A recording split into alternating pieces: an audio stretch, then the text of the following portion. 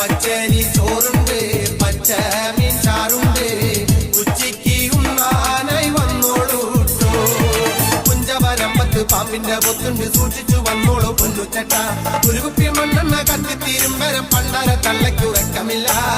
താറിട്ട റോഡാണ്, റോഡിന്റെ അരികാണ്, വീടിനടയാളം ചീമക്കൊന്ന. 1000 കൊമ്പുള്ള ചെമ്പക ചോട്ടിലി ഒറ്റയ്ക്കിരുന്നു ഞാൻ ഓർത്തു പാടും. ഓടേണ്ട ഓടേണ്ട ഓടി തളരേണ്ട, ഓമന പൂമുഖം വാടിടേണ്ട.